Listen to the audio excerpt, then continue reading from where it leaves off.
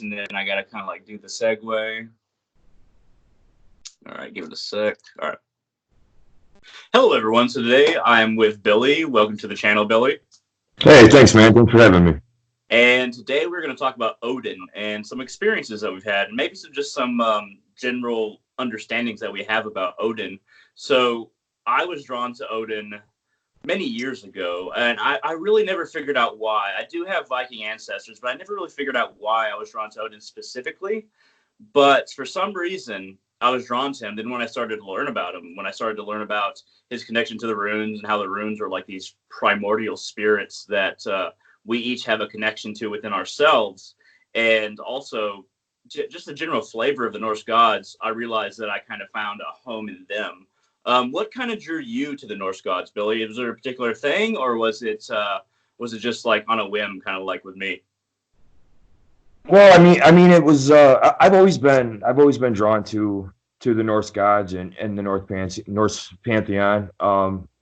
I've always had like I've always admired Odin. You know, uh, I've always admired everything about him. As far as pretty much what he stands for, being the chief of the Aesir, and He's very much like an all-father. Like he has so many different aspects when we really look at him that he's kind of like an omni god. He has all these different aspects and these different purposes. And I was wondering if you think that he's also mainly a god of preservation because he's trying to preserve all the nine worlds in the universe. I'd like to understand those nine dimensions. But does that make sense to you? Do you think that he's a god of preservation a lot of the time?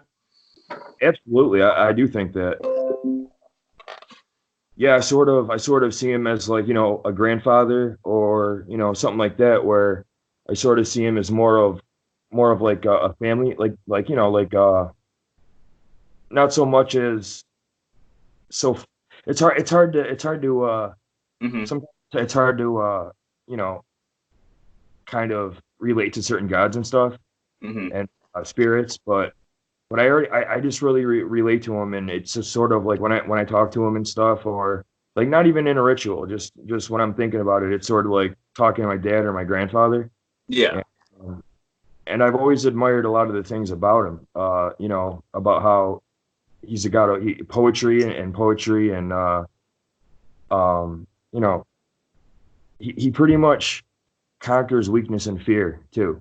And that's a lot something that I've needed help with over the years with anxiety and depression.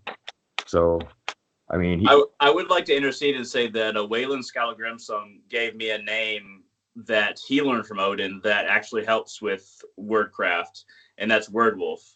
Waylon Skallagrimsson, definitely look into him if you're interested in Odin. But Wordwolf is something that name he exposed to that author, Waylon Skallagrimsson. And so yeah, what you're saying, especially with kind of speechcraft, is very much an Odinic thing. A lot of people don't think of Odin and think that he's a bard or somebody who can help you with speech, but really that's a very big part of who he is. So you being a poet, that actually makes a lot of sense. Do you feel like he does help you in that area? I think he does. I think I think he definitely helps me in the more artistic areas. Hmm. Um, I also think that you can definitely feel when you're doing a ritual with him. You can definitely feel the power. And the first time I've ever actually really had anything major happen where I knew something was in the room with me was with Odin. Hmm. Well, how did the presence feel to you? Like, what was the general energy that you were getting back from this presence? Um, it wasn't so much like fear, but I felt like I sort of needed to be careful. Not Yeah. so much, not so much that he would like harm me. I just didn't want him to not like me, or Hmm. not like the vibe I was giving off, because I'm a shy person. I'm a little, I get nervous sometimes. You can probably tell I'm nervous right now, stuttering and It's stuff. fine, man. Hey, you just started a YouTube channel, man. I've Yeah, done over 1,000 videos, so I'm kind of used to this whole shindig. But yeah, right. it just takes a little while to get used to. But yeah, no, I know what you're saying.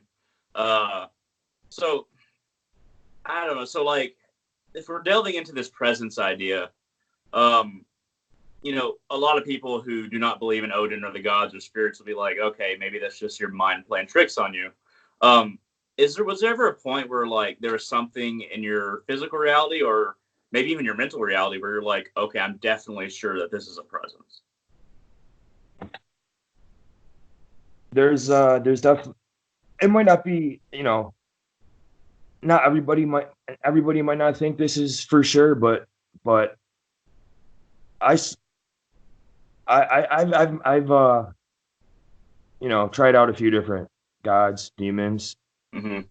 I've never had an actual feeling that, without a doubt, that something's there. Mm-hmm. Um, Definitely, you get like a feeling, like a little bit of a tingly feeling up your back, like your hair stands on end.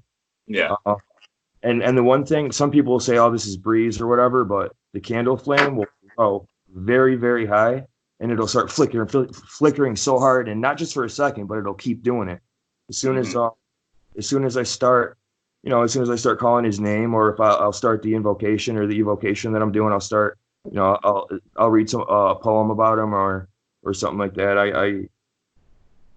I could usually tell right away if if something if I'm 100% sure that Yeah. you know Well, uh, like the candle flame, a lot of the time is kind of a gateway for gods or spirits to see us. It's more a lot of the times more like a window than like an element, I guess you could say. I've had a lot of experience with candle magic and how beings communicate through candles, and I know what you mean. Like the flame gets longer and then it like flickers a yep. lot, and sometimes it gets brighter, and then it's you really can't explain it unless it's a supernatural thing. And it's not something that you can put before somebody and say, look, this is proof. But for us as an individual, um, it's definitely a sign. Like you definitely feel it in your bones when it happens. Even if like you can't bring it before people as proof, which really isn't something that we should focus on as much. We should focus on our connection to spirits and gods. Yep. And if somebody is more focused on proof, then you might as well be just like one of those ghost hunter shows. Oh, And they rarely they rarely get any results because the spirits and gods know what they're doing. They're just like, I'm not gonna mess with you. Like, why yeah, would I mess with you? right. I'm gonna mess with somebody who actually believes in me, who actually wants to work with me. They're just like, I guess you could say they're a lot like people in that way. Um, they're a Absolutely, lot yeah. like people in that way. Um, so, so what are this? I guess I would ask next. We mentioned the side of Odin that works with like speechcraft. We mentioned the idea of him being an all father. Um, there's so many different functions of Odin. There's so many different ways that he manifests for us. Is there have you found that he helps you work on any other realms of yourself? Like, are there any other ways that he has helped you, or ways that you try to work with him to bring that about in a way? Is there anything like that? Yeah, I definitely feel like, he definitely, I see him, another aspect of him that I like is the wizard side or the shaman side. Mm-hmm. And he really brings a lot of strength, like in situations where I feel like I don't know how to get through it. I feel Mm-hmm. like sort of he's good for that because he'll sort of help me realize that I can get through it, and it's sort of an achievement, and it's a reward in itself. Just actually knowing that you can make it through something, like just making it through something, is a reward enough for me because I struggle with anxiety and depression. So Oh, I welcome mean, to the club, man. I'm yeah. schizophrenic myself, so Okay, yeah. yeah. So I feel like he definitely helps with like that inner strength, that it's just really it's really crazy. You know, I really I'm sorry, man. It's all good. So, like, would you say that it's comforting in a Oh way? yeah, Yeah, oh yeah, comforting. exactly. I guess you could say even guiding, based on what you said. Like guiding and comforting would be two words I guess we can attribute to this connection to Odin, correct? Right. Yeah. He definitely guides me. Yep, definitely.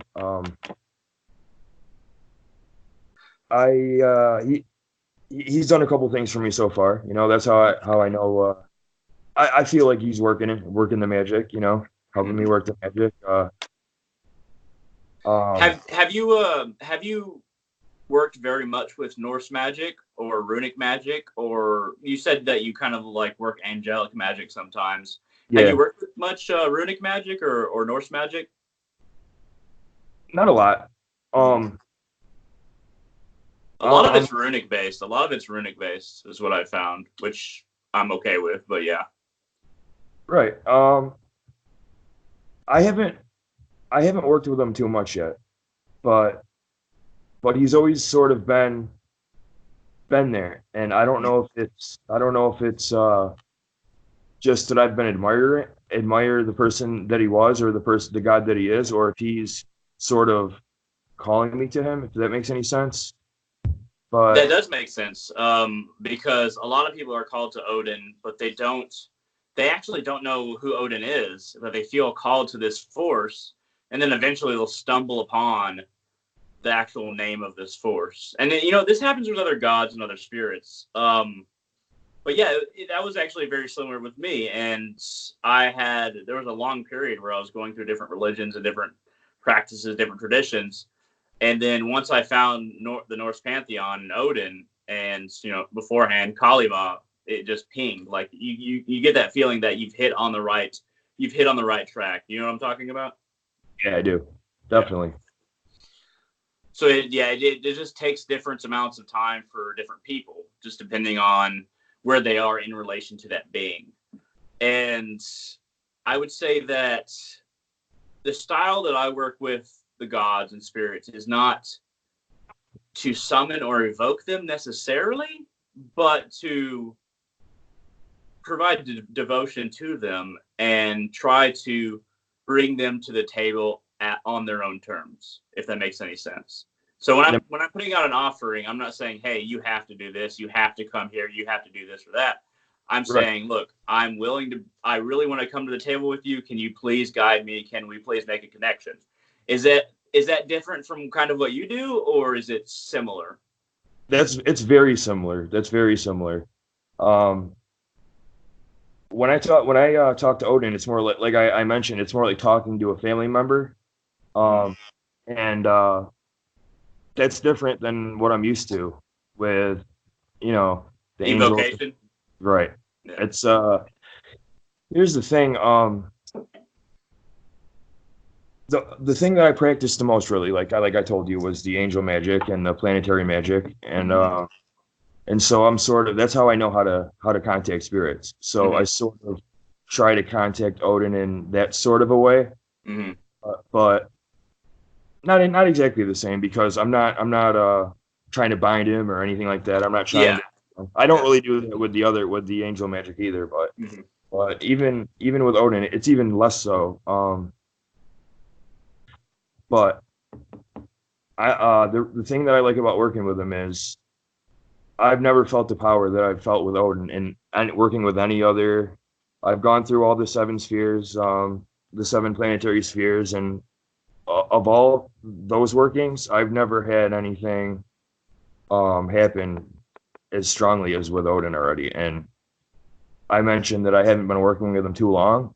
I've always I've always admired him, but the few rituals that I have done with him, it seems like he's definitely working. He's definitely working. Stuff is really going on. Um, I do have a side question that's actually not related to this. So when you're working with the planetary spheres, so I am very unfamiliar with angelic magic and working with the planetary spheres. You probably know a lot more about that than me. Do you feel like the planetary spheres only kind of exist in this realm, or do you feel like they transcend realms in general? Like I know that angels transcend, you know, they are kind of like this realm and the astral realm, as far as I understand. But do you think that the planetary spheres, do they feel like they're vaster than this realm, and we're kind of drawing upon those planetary spheres from other realms where they exist even more, or how do you feel about them? I think the second one that you said, I think that they're actually, I don't think they're actually existing. in this realm Hmm. per se, but but they don't. I don't think I don't think they exist. It's hard to really say that part of that about that part of it because no one really knows. People can all say what they think, but I don't necessarily believe in heaven or hell, Hmm. but like they reside in another dimension. Pretty much I would say Hmm. Okay, that that. makes sense. I know that you said you recently encountered Hinduism, right? Hmm. That's honestly to everybody watching and you also. Um, that's where I get a lot of my cosmetology. Like, I consider that there are the astral, we have the material realm. Everything's very matter and well, energy is very dense here. That's why it's hard for a lot of things to really form in a physical form when you're evoking something. Then you have the astral realm, which actually contains the hells as well, but they're kind of more of a confined space of the astral realm. Then you have the other, I don't know, three force or two force, depending on your point of view. That is the positive side of the astral realm, where positive beings who aren't just concerned with their own power. And then you have the causal realm above that, where you really start to get the blending, where these separate beings do not like. There's no separation between beings. And then my understanding is that the source. I don't like to use the term God because that has a lot of connotations that don't make a lot of sense. So the source is even, I guess you could say, higher than that, but it's not really about higher or lower. It's hard to explain, but it's more it's just pure energy in a way.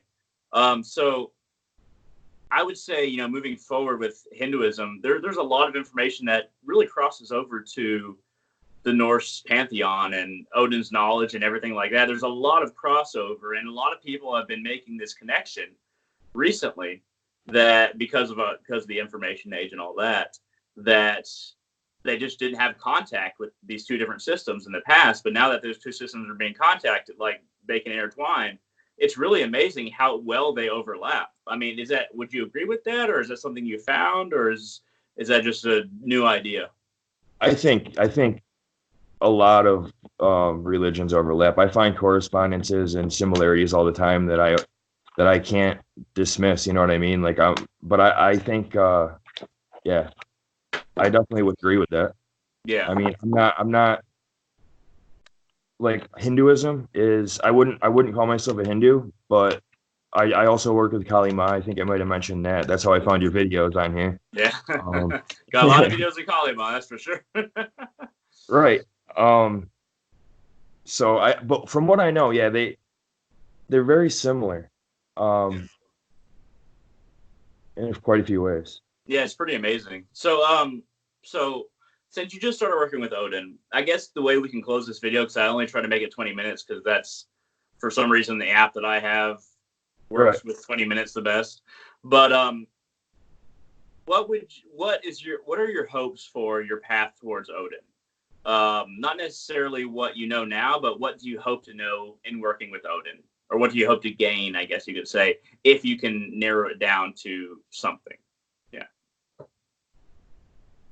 I'm just hoping that he can help me mainly with the issues I have with Hmm. anxiety and depression.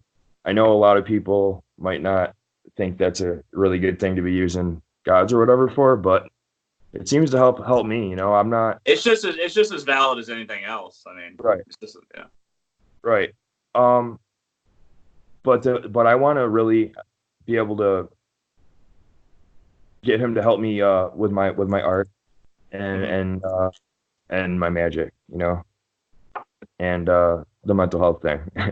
And I think you're on a good road to getting there, to be honest, because uh, it sounds like your devotion to Odin is strong, and you don't just want something from him. You're willing to recognize him as like a great grandfather or like a relationship. It's more about that. It seems like is what I'm getting from you than Right. just using him for something. So that's good. Yeah, that's I would say I would agree with what you're saying. Yeah. I never really do rituals to gain anything other than knowledge, to be honest. I mean, I just want Yeah. I just want the knowledge, man. I want to be able to know things. I want to be able to know what's going on. Yeah. I definitely feel you on that, man. So hey, we're gonna end the video here. We'll keep on talking, but everybody at home, thank you very much for watching. What is your channel, Billy, so that people know what your channel is? Just look under Billy the Crow. There's Billy no the Crow. W. CRO. Excellent. Billy the Crow, no W. Got it. Thank you very much, Billy, for joining me on this video. Thank you. Thank you for having me. No problem. And I hope to see all of you on the channel in the future.